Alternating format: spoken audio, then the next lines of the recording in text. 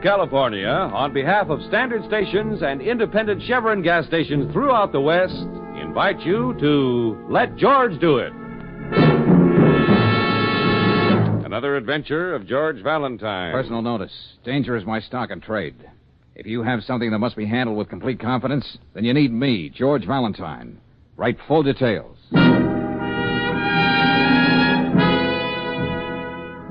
Dear Mr. Valentine, hatred between brothers is an old and tragic story. More tragic in my case because in all the years we haven't seen each other, my brother Phil hasn't been exactly a model of virtue.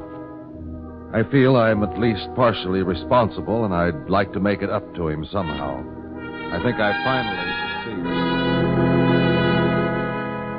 finally succeeded in locating him, but at this point I need your help. You can reach me at the Hotel Stapleton, and it's signed Sincerely Yours, Martin Bettner. Gosh, I think in a way this is, well, touching. One brother realizing his error and trying to... Oh, Brooksie, you're a dyed-in-the-wool sentimentalist. I bet you still have your first doll and your first dance program stashed away somewhere. Yes, along with some other sentimental relics I've collected since I met you. Oh? A blackjack, an old and faded poison pen letter, one sawed-off shotgun... Touche, Angel, touche.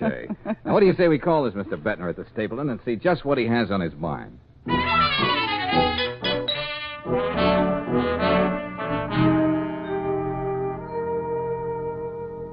I called you in, Mr. Valentine, because, well, in a way, you're my neighbor. What do you mean by that, Mr. Bettner? Well, look here, Mr. Valentine, Miss Brooks. Yes? Here in the personal notice column in the paper, your ad is just under mine. Oh, yes, now I remember your ad. You've been running this for a week or so. That's right, Miss Brooks. I just didn't tie it up with your letter. Oh, let me see that. Philip, let's forget the past. If you'll meet me halfway, we can make up for all that bitterness. There's even a place waiting for you in the family business. I'm at the Stapleton, Martin Bettner. You said you'd located your brother, Mr. Bettner. He must have gotten in touch with you. I said I think I've located my brother. But if Phil has seen my ad, he hasn't answered it. I got only one reply from Renee Clemens. Take a look at it, Mr. Valentine. What does it say, George? Well, it seems Miss Clemens knows where Phil Bettner, quote, the rat, unquote, is now holed up. She's willing to part with that information for a price figure to be arrived at. Well, what's the problem, Bettner? Well, back in Waynesville, I know my way around, but here in this town, I'm like a fish out of water. Back home, I've got my own hardware business. I know everybody to look at, and they know me, but here it's different. Oh, I see. Well, why don't you just drive the best bargain you can with this gal, pay her off with a dated check, then see if her information is the real thing. Oh, it isn't just the money. I don't know the kind of people Phil's been associating with in the last 5 years. This could be some kind of trap. Feel an awful lot better if you came along with me to see this, Miss Clemens. All right, good enough. But look, Bettner, you've been hinting that your brother has been operating a little on the shady side. Well, I'm afraid so. Well, then the police could tell you where he was, just like that, if you got in touch with them. I checked. Phil has no police record, thank heavens. He's been mixed up in gambling, mostly horse racing, and so far he's been lucky. 2 weeks ago, some people in Detroit told me he left for here, and that's all I know. Well, assuming Miss Clemens is a local girl, your brother must have worked pretty fast to make such an indelible impression in 2 weeks. I don't know what to think. But I've got to find Phil and talk to him. Well, first, let's have a talk with Renee. She may know whereof she speaks, but I'm afraid her price won't be reasonable.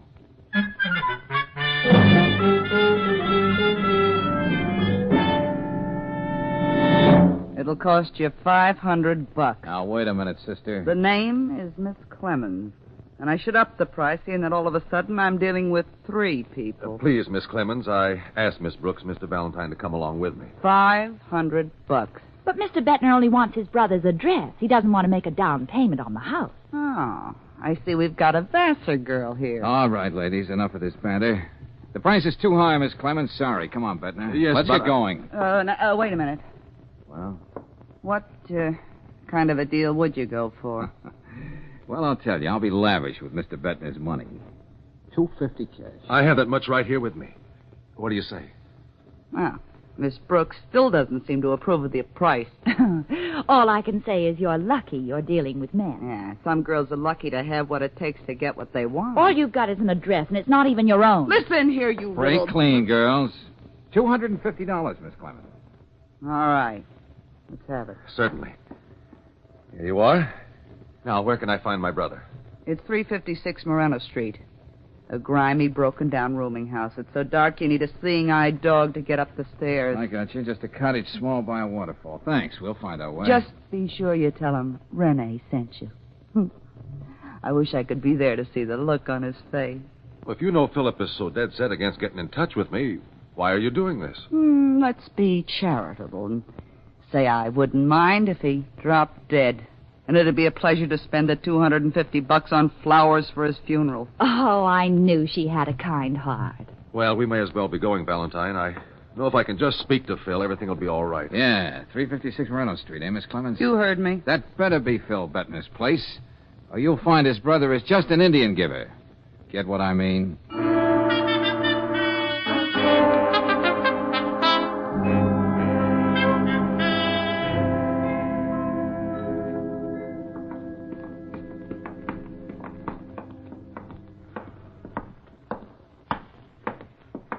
Well, this is it.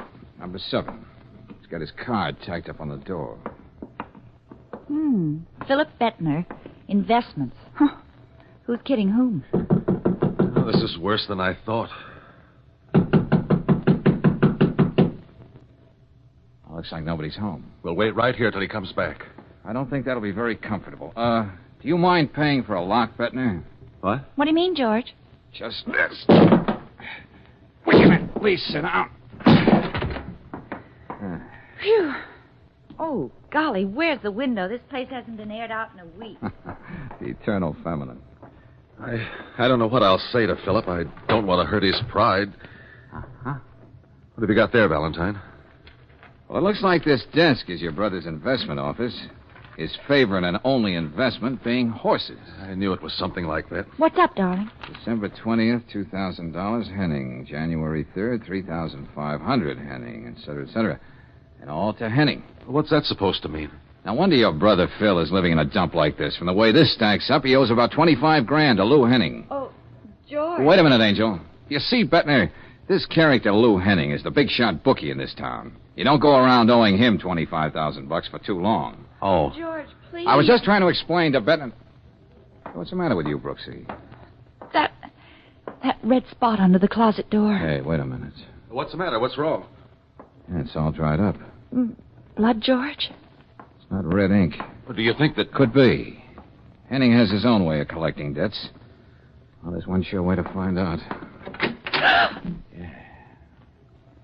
That's not Phil. Who is it? This, my friend, is Lou Henning. Just about as dead as you can get with a knife stuck in your back. Phil wouldn't do a thing like this. He might have been a lot of things, but he's not a killer. I wouldn't know. Brooksie. Yes, George. There's no phone here. Beat it down the corner and call Lieutenant Johnson. Oh, I won't mind getting out of here at all. Valentine, couldn't we close that closet door? Sorry. From now on, we can't touch anything. Oh. I suppose the police will just take it for granted that Phil did this killing. What would you think in their place? I guess you're right. Now, look, Bettner, I'm not saying your brother did this. But as soon as Henning's mob finds out what's happened, they're going to jump to their own conclusions. What I'm trying to say is, let's hope the police find him first. I see. Valentine. Yeah? You're still working for me, aren't you? I was, but things are a little different now. No, they aren't. You still have to find my brother. Hold on, wait a minute. Find him before he's shot down in cold blood. With the police, at least he'll have a chance to explain all this, if there is an explanation. You're putting me on a tight rope, Bettner. The police on one side, Henning's boys on the other. If it's a question of money, whatever you say... Looks like Henning's been in that closet a couple of days. It's not going to be easy picking up your brother's trail. I'm not asking you to promise me anything, but try, will you? Okay. Okay, it's a deal. But if Henning's mob gets to Phil first, that Clemens dame will be spending that $250 on flowers for your brother's funeral.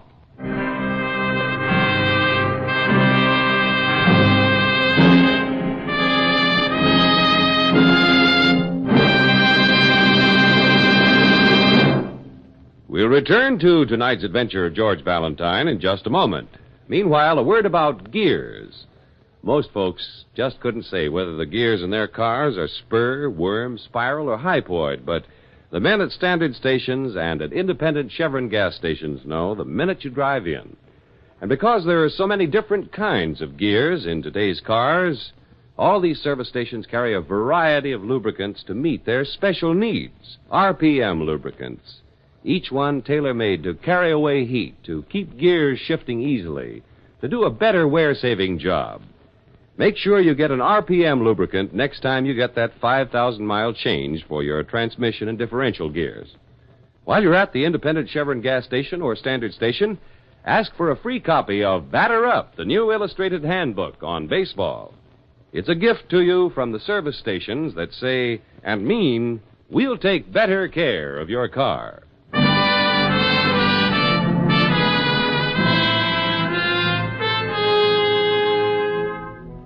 And now back to tonight's adventure of George Valentine. Am I my brother's keeper?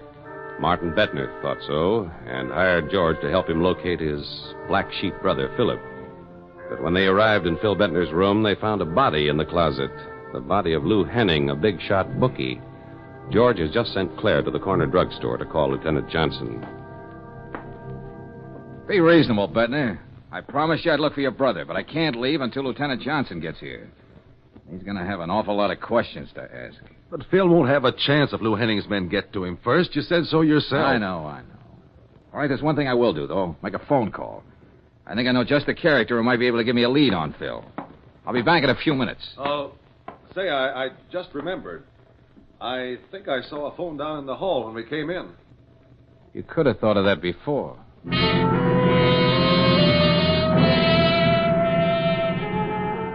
I wouldn't be calling you Outpost if I wasn't willing to pay for the information. Yeah, the name's Bettner, Phil Bettner. Doesn't mean anything to you, huh?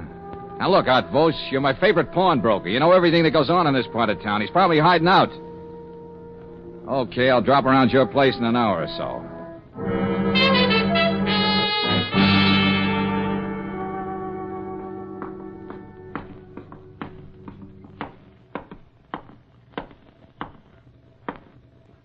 That's funny. That hall light's out. Hey, what goes here? Hey, Bettner, open the door so we can have some light out here in the hall, will you? Come on, before I break my neck. Hold up. Wait a minute. Oh! There.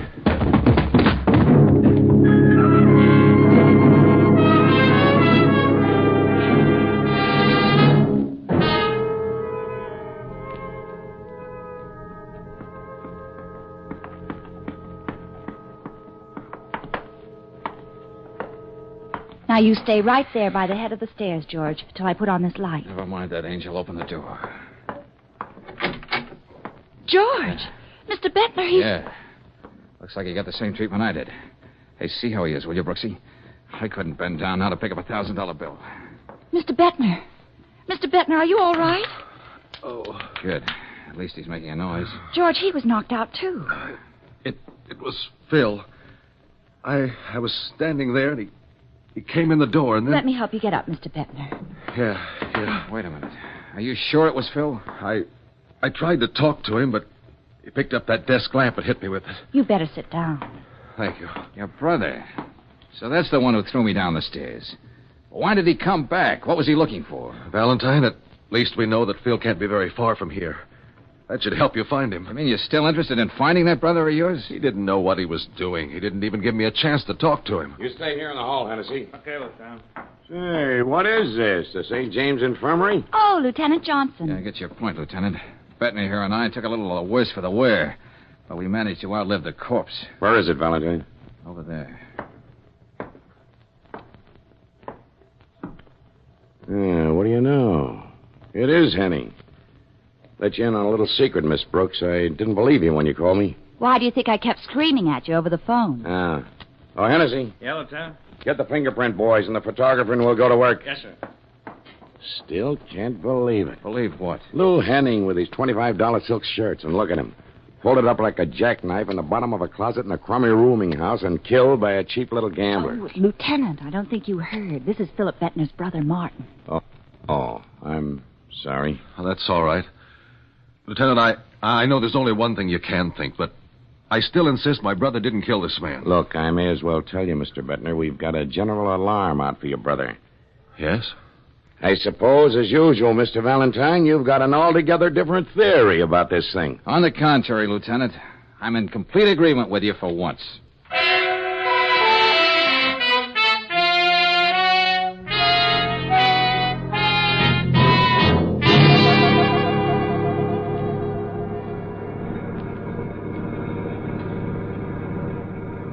we dropped Bettner off safely at the Stapleton, and I bought you a nice, juicy hamburger. So now, out you go, Brooksie. You know what you're supposed to do. Yes, George. But you don't know what you're asking of me. Renee brings out the fishwife in me. The Black Maria will be taking us both away. Go on, now, Angel. That gal in there didn't tell us half what she really knows. Maybe because you do rub her the wrong way, we can find out some more. Well, okay. And when you're through, wait for me in the lobby of the Stapleton. Mm-hmm. If I don't get there, I'll give you a call. Mm-hmm.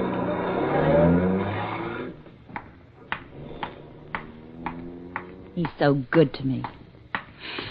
Well, now for Renee. Wish I'd let my fingernails grow.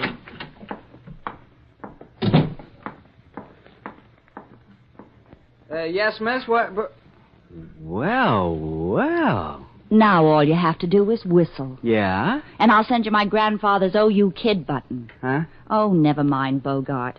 Get on your switchboard and call Miss Clemens. Tell her I'm coming up to see her. Sorry, miss, she just left. I'll be leaving in an hour myself. Does that mean anything to you? Listen, Junior. Did Miss Clemens say where she was going, and was there anybody with her? Sorry, I don't know a thing about the affairs of our tenants. Oh, I get it. Oh, now a bright, good-looking boy like you must notice everything. I could tell that the way you looked at me as soon as I came in. Well, knowing yourself as you do, can you blame me? Oh, if you keep saying those things, you're going to spoil me, sure thing. The name's Tommy. Yes, Thomas. Now, about Miss Clemens. She left about 5 minutes before you came in. She had a couple of bags with her. She was with a big, tall guy. Yes, Tommy? He had kind of wavy hair, and I think she called him Phil. Huh?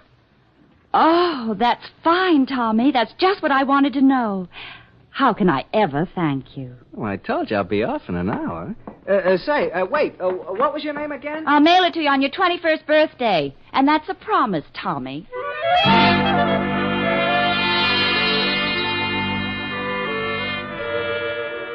Now look, Outpost, why are you making like a clam all of a sudden? Is that what I was doing? Oh, don't give me that. You've been selling information about people for years. Why the sudden... Oh, I get it. You already know about Lou Henning. Who doesn't? Now look, Valentine. Why don't you forget you ever heard of Phil Bettner? If I'm afraid to talk to you, who will?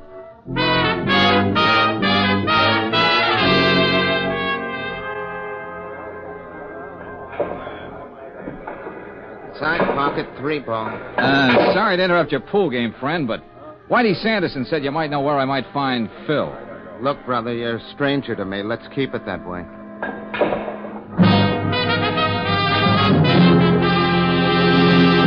Okay, boys, here's the last race, Hialeah. Queen Meg. Win, 880, place 660, 340 for show. Say, mister, they tell me you're looking for information. Who tells you? Oh, word gets around. It's about PB, ain't it? Yeah, that's right. Got anything I can use? If you're willing to pay for it. What do you say we step out here? All right, come on, give. You know, you took the words right out of my mouth, mister. Okay, mister. Here's 5 tens. And don't try chiseling for more because it won't work. I wouldn't do this to my best friend, except I had a bad day at the track. Never mind that. Now, where do I find Phil Bettner? 22.5 Jackson Place.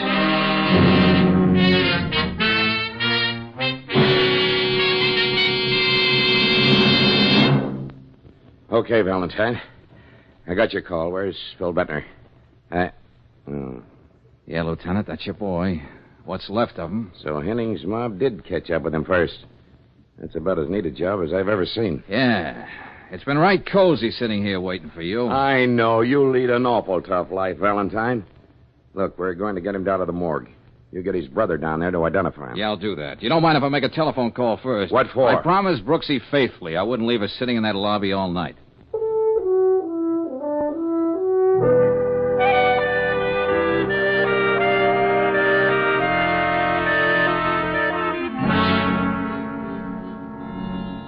And he's on his way to the morgue, Brooksie.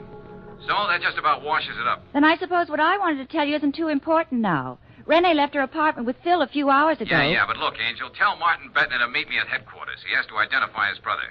But don't tell him why. I'll take care of that myself. Well, sorry, George, you're going to have to call him yourself. Huh? I just saw something walk across the lobby, and I'm going to follow What it. are you talking about? Tell you about it later, Angel. I'll be seeing you.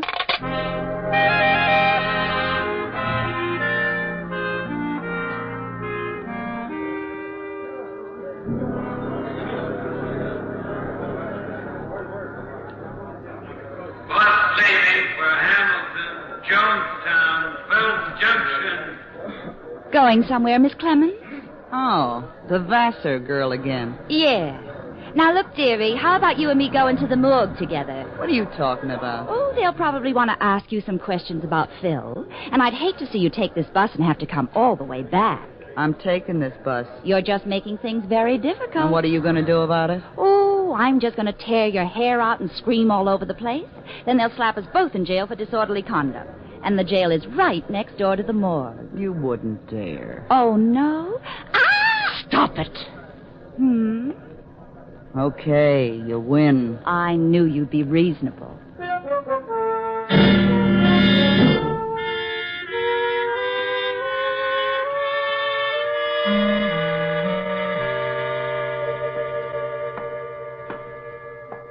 Where's that client of yours anyway, Valentine? Please, Lieutenant, be compassionate. Yeah. I just told Bettner his brother's lying here in the morgue. He's having a cup of black coffee. Be here in a minute. Oh. Swanson, Yes, Lieutenant. got the tag on Bettner all filled out? Just got through making it down. Bettner Philip, age 36, Caucasian, height 6'2", weight 190. Identifying marks, if any. Right arm withered, appendicitis scar, port wine birthmark over left knee. Okay, I'll take your word for it. Where have you got him? Down the aisle there, number 302. When you get through identifying him, let me know and I'll put him away. Come on, Valentine. Oh, sure, Lieutenant. Now, don't tell me this place is getting you down. A tough-minded character like you. Oh, no, I was just thinking. Let's see, 302. Right down there, sir. I think they're waiting for you now. Thank you. Oh, there's Bettner now. Yeah. Are you okay now? Yes, I think so. Could we make this as quick as possible? I know, of course. Just necessary routine. Here. Is this your brother? Yes, that's Phil. Well, that's all there is to it, Mr. Bettner. We'll just put the sheet back over. Lieutenant Johnson, he's down there, miss, but... wait a minute, Could I talk this way, Miss Clemens? Now what gives? Yeah, what is it, Brooksie? Look who I found, George. Well, we meet again, Miss Clemens. So that's what you saw walking across the lobby. Who's this? She's the young lady who gave us the information about my brother. Oh. Well, you might as well identify him too, miss. Just for the record. Oh, Phil. I guess that clinches it. I tried to tell him he wouldn't have a chance against Henning, but he wouldn't listen to me. How am I going to go on without him? I can't. Isn't this a sudden reversal, Miss Clemens? Not long ago, you were willing to sell him out to his brother for $250. Yes, and even spend that money on flowers for his funeral. What's that? I didn't know what I was saying. I was sore. I guess I loved him too much. He said he was going to walk out on me, and well, that's why I answered that ad of yours, Mr. Bettner. It doesn't really matter now, does it? Lieutenant Johnson, I suppose I can call down here and make all the necessary arrangements about the body. Just talk to Swanson, that's all. I'd like Phil to be buried in Waynesville in the family plot. Don't worry about a thing. You don't look too well. You better get back to your hotel. Get some rest. I'll see you about the bill before I leave, Valentine. Oh, we won't have to wait for it that long. I got it for you right now. Hey, Valentine! What are you doing? Guess I didn't make myself very clear. Oh, George, did you hurt What's the matter with you? Are you crazy? Come on, get up, Bettner. Hey, what's the idea? A nice 38 you're packing, bub. Is this what you mean by the hardware business? Well, Are you going to do some talking, or do I have to knock your ears off with this gun? Phil, don't let him. Shut up, you fool. Yes, baby. It is Phil. What's that? Then who's this guy on the slab? Martin Bettner, I think, huh, George? Right, Brooksie. And what do you got to say to that, Phil? Nothing. Okay, then I'll put the words in your mouth. You had a fight with Henning, and you killed him. You knew that between the police and Henning's boys, you were as good as dead. Oh, Phil. But you also knew your brother, Martin, was in town looking for you, the brother you always hated. So you got in touch with him, killed him in gangster style in that room on Jackson Place, then hired me for this fancy runaround. You don't know what you're talking about. It's beginning to make sense to me. Go on, Valentine. You outsmarted yourself, Phil. You should never have put that light out and thrown me down those stairs.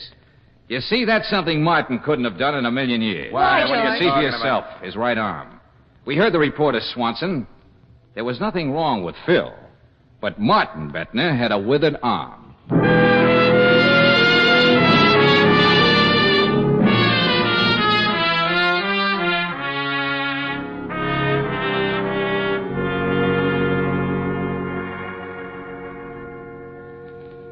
Oh, I wonder, Brooksie, why is it that when brothers hate each other, it's worse than all the Hatfields and the McCoys locked in one closet? Didn't you suspect anything about Phil before Swanson read that tag at the morgue? Well, when that character in the bookie joint sidled up volunteering information, it was a little too good to be true. You mean Phil planted him there? But, Sweetface, blood is thicker than water. Brothers should love each other. Well, I I can't... thought it was pretty unfeminine for Renee to rat on Phil one moment, then leave with him the way Tommy told me she did. You didn't even listen to me, did you, when I was telling you about that on the phone? Well, maybe with one ear. Then when I saw her in the lobby of the same hotel where Martin was staying, well, I had a hunch, too. Oh, of course, it wasn't one of those scientific hunches you get. Yeah. But about brothers, Brooksie, do you think it's familiarity that sometimes breeds such man? Oh, not necessarily. Now, look at husbands and wives. Huh? They go on for years and years living together, and, well, they never think of murdering each other. Oh, Brooksie, you just haven't lived.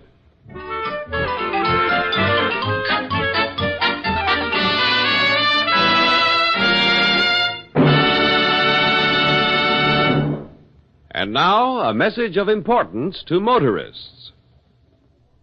Can you imagine our friend George Valentine driving into a station and saying his car needed oil?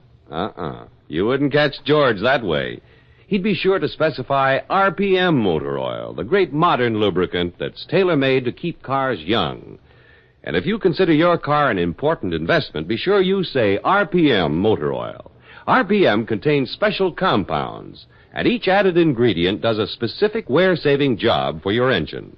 It's a premium motor oil that stops rust, foaming, and corrosion, keeps your entire engine system cleaner. No wonder RPM motor oil is the 2-to-1 choice over any other motor oil in the West.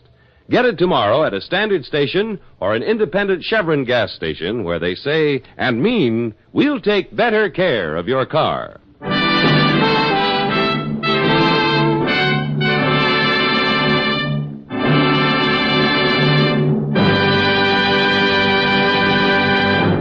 Next week, when you tune our way for another adventure of George Valentine, you'll hear... George, do you think if Dr. Wormsley is right and he did see a man pushed off the roof, he'd be... Nothing like checking, Brooksie. Now, wait a minute. The river's behind that high board fence and only windows from the elevator shafts on this side of the building. That would mean that... Wait a minute. George, that's a man. I mean, it was. Yeah. Past tense is putting it mildly. Well, Brooksie, it wasn't just Dr. Wormsley's imagination. And the odds are this is the body of our Mr. Dunlap.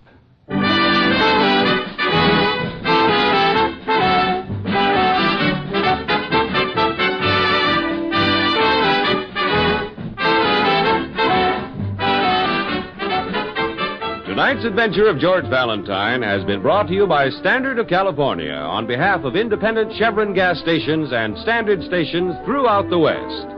Let George Do It stars Robert Bailey as George with Frances Robinson as Claire.